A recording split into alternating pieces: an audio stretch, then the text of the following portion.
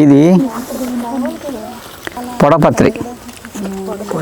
పొడపత్రి అంటారు కదా, షుగర్కి వాడతారు అందులో. దీన్ని సంస్కృతంలో మేష శృంగి అని పిలుస్తారు.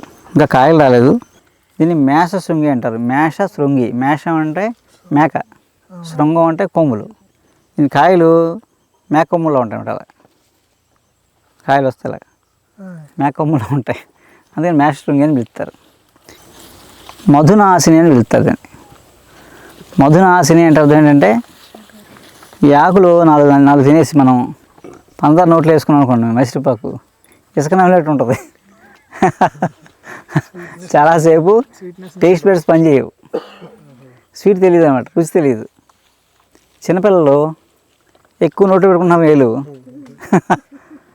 అప్పుడు ఏం చేస్తారంటే ఇది రాసేస్తారు అన్నమాట, నూనె రాసేస్తారు. లేదా మట్టి శుద్ధ తింటున్నారు అనుకోండి, ఈ రసం రోజు నోట్లో వేస్తారు. ఓ వారం 10 రోజులు వేస్తే మట్టి తినడం మానేస్తారు. అసలు మట్టి శుద్ధ ఎందుకు తింటారు? డిఫిషియన్సీ వాళ్ళకి. శుద్ధ తింటున్నాడంటే అర్థం అంటే కాల్షియం డిఫిషియన్సీ. చాక్ పీసులు బలపాలు తినేస్తాను అనుకోండి, గోవన్ గొక్కుని సున్నాలు తినేస్తాను అనుకోండి, ఆడికి కాల్షియం లోపని అని కొట్టకూడదు. కొడితే మండు ఆడు అది మారిపోతాడు, మైండ్ మారిపోతుంది. ఆడికి ఏం చేసేవారు, ఆయన కొట్టేవారు కాదు. ఇది గోకుతానంటే ఇది తక్కువ. కాల్షియం డిఫిషియన్సీ ఉన్నా, ఐరన్ డిఫిషియన్సీ ఉన్నా ఒకే మందు. ఈ ఆకు రసం రోజు 4 చుక్కలు ఆ నోట్లో వేసేవారు. వేస్తే కొన్నాళ్ళకి మానేసేవాడు. ఎందుకు మానేసేవాడు? సైంటిఫిక్గా ఎలా పనిచేస్తుంది ఇది లోపలికి వెళ్ళి, అంటే ఆ రోజు అన్నీ తింటున్నాడు కానీ కాల్షియము ఐరన్ అబ్జర్వ్ అవ్వట్లేదు. అంటే బాడీ రిసీవ్ చేయగలదు. ఆ మెకానిజం ఏదో డిఫెక్ట్ వచ్చేస్తుంది. ఆ డిఫిషియన్సీ ఉందని మనం కాల్షియం టాబ్లెట్లు ఐరన్ బయట నుంచి ఇచ్చిన ఉపయోగం ఉంది. ముందు తీసుకోవాలి కదా, బాడీ తీసుకోవట్లేదు. ఇప్పుడు ఇంట్లో 10 నలుగురు ఉన్నామండి, నలుగురిలో ఒకరికే కాల్షియం డిఫిషియన్సీ వచ్చింది, ఐరన్ డిఫిషియన్సీ వచ్చింది, మరి మిగతా వాళ్ళకి రాలేదు. అందరూ అదే ఫుడ్ తిన్నాం కదా, అలాగే ఎందుకు వచ్చింది? అలాగే నాకు కాల్షియం టాబ్లెట్లు ఐరన్ టాబ్లెట్ ఉపయోగం ఏంటి అంటే, వాడికి అది అబ్జర్వ్ చేసుకోవట్లేదు, చిన్న డిఫెక్ట్ ఉంది. అలా మనలో ఐడియా చేసి పిల్లల్ని ఈ ఆకు రసం ఇచ్చేవారు. ఈ ఆకు రసం ఏం చేసేది, దాన్ని సెట్ చేసేది అనమాట. ఆ అబ్జర్వేషన్ చేసుకునే సిస్టమ్ని డెవలప్ చేసేది అనమాట. అప్పుడు వాడికి తిన్న దాంట్లో మళ్ళీ వంట పెట్టేది, దాంతో ఫినిష్. అంటే ఒకసారి వేసుకుంటే వాడి జీవితంలో మళ్ళీ కాల్షియం డిఫిషియన్సీ కానీ ఐరన్ డిఫిషియన్సీ కానీ వచ్చేది కాదు. మన జీవితాంతం కాల్షియం టాబ్లెట్ వేసుకుంటున్నాం, జీవితాంతం ఐరన్ వేసుకుంటున్నాం అలా. అయితే దీంతో ఒక 100 రకాల జబ్బులు తగ్గించుకోవచ్చు. షుగర్ పేషెంట్స్ మామూలుగా ఇది షుగర్ తగ్గుతుంది తింటారు కానీ షుగర్ లెవెల్స్ తగ్గవు. ఏం తగ్గుతాయి అంటే డయాబెటిక్లో నీరసం తగ్గిపోద్ది. షుగర్ పేషెంట్స్కి విపరీతం ఆకలి వేస్తుంది, ఎంతైనా నీరసం వచ్చేస్తుంటుంది. అదేందా అతి నీరసం, ఎన్ని బి కాంప్లెక్స్ వేసుకున్నా ఏం పని చేయదు, కాసేపు మళ్ళీ నీరసం. ఈ ఆకు అంటే పొడి కాకుండా ఆకులు ఎండబెట్టేసుకొని దాచుకోవచ్చు. రోజు 4 ఆకులు ఇంత గ్లాసు నీళ్ళలో వేసేసి రాత్రికి పొద్దున్నే ఆకులు తీసి వడపోసేసి ఆ నీళ్ళు తాగాలన్నమాట. అలా తాగితే డయాబెటిక్ తాలూకు వీక్నెస్ తగ్గిపోద్ది అనమాట. షుగర్ పేషెంట్లకి నీరసం అన్నీ తగ్గిపోతాయి. ఎందుకు తగ్గుతాయి? దీని పేరు లాటిన్ నేము జిమ్నెమా సిల్వెస్టర్. దీంట్లో జిమ్నిమిక్ యాసిడ్ అని ఉంటుంది ఆకుల్లో. అది వాటర్లో నానబెట్టగానే ఆ యాసిడ్ అంతా వాటర్లోకి వచ్చేస్తామన్నమాట, దిగిపోతుంది. ఆకులు తీసి తాగామనుకోండి, అది డయాబెటిక్లో వీక్నెస్ తగ్గిస్తామన్నమాట.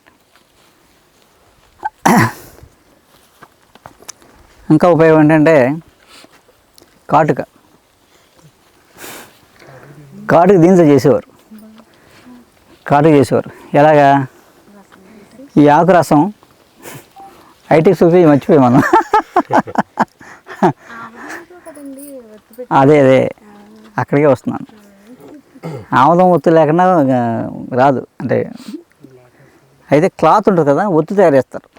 ఒత్తు చేసే క్లాత్కి దీని రసం ఉంటుందా, రసం పిండి పచ్చి రసం, ఆ రసంలో గొడ్డ ముంచుతారు.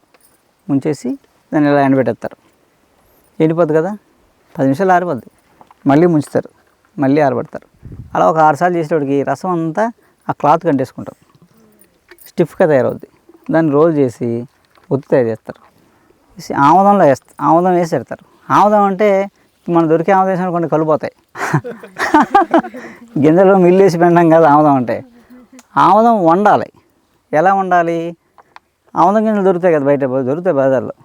ఆముదం గింజలు 2 కేజీలు గింజలు తెచ్చి మెత్తగా దంచి కచ్చా దంచి 2 లీటర్లు నీళ్ళు వేసి పొయ్యి పెట్టామనుకోండి, అలా మరిగి ఆ ఆముదం అంతా పక్క చేరుతుంది.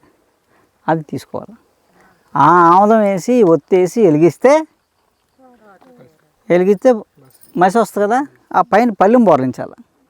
పళ్ళానికి నెయ్యి రాసి బోర్లించాలి. వదిలేస్తే ఈ ఆముదం అయిపోయే వరకు దీపం వెలుగుతుంది. ఆ రోజంతా మొన్నాడు ఎంత మసిపోయి వస్తుంది.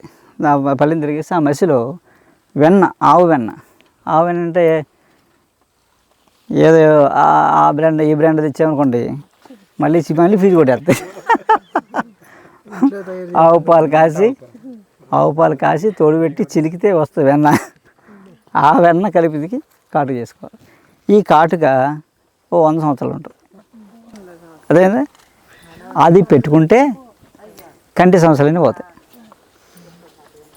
ఈరోజు మనకి కళ్ళద్దాల కారణం ఆర్టిఫిషియల్ కాటుకలే. కొన్ని అసలు పెట్టుకోవడం మెయిన్ కారణం, ప్రధాన కారణం పెట్టుకోకపోవడమే. ఇలాంటి కాటుకలు పెట్టుకోవడమే మనం చిన్నప్పుడే స్పెట్స్కి వేసుకుంటాం, అద్దాలు వేసుకుంటున్నాం. కాటుకు పెట్టుకోవడం ఏదనుకోండి, నైట్ పెట్టేసుకుంటాం, పొద్దున్న కడిగేసుకుంటాం. అలా రోజు పెట్టుకోకలే. ఇలాంటి కాటుకు వారానికి నెలకోసారి పెట్టుకున్నాం అనుకోండి, కంటికి ఇంకేం చేసుకోకలు మనం. అదనమాట. దాన్ని అలా పొలకు పెట్టి జాగ్రత్తగా చిన్న బరిలో పెట్టుకుని ఉండేవారు. అలా పెట్టుకున్నాం.